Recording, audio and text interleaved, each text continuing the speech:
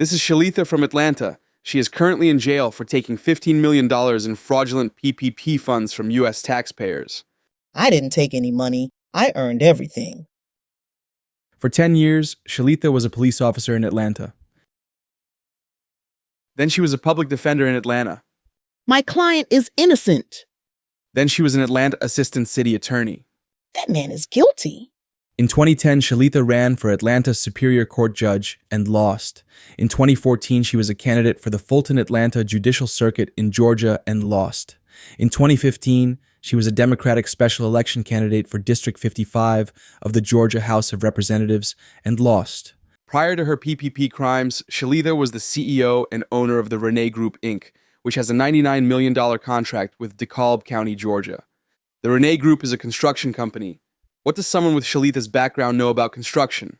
And how does someone with no construction experience get a $99 million county contract? Also, how could a public servant for all of her career now own multiple properties in the Atlanta area, live in this opulent mansion? They don't even try to hide their wealth. In 2020, the pandemic hit.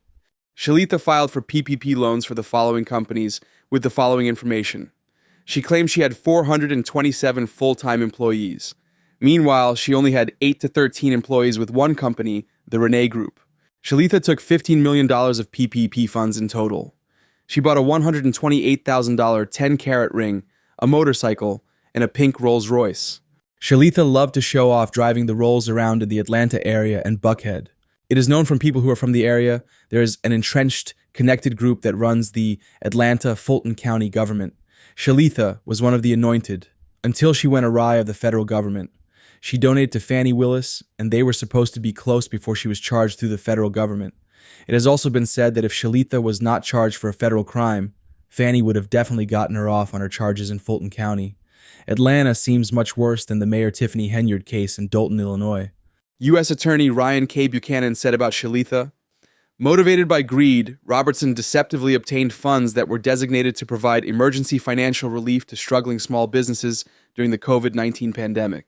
A jury convicted Shelitha Robertson, 62, of Atlanta, of 1 count of conspiracy to commit wire fraud, 1 count of money laundering, and 3 counts of wire fraud. U.S. District Judge Stephen D. Greinberg sentenced Robertson to 7 years and 3 months in prison, followed by 3 years of supervised release. At her sentencing, Shelitha said, My business is gone. My law license is gone. My assets are gone. The only thing I have left is my family and my faith in God.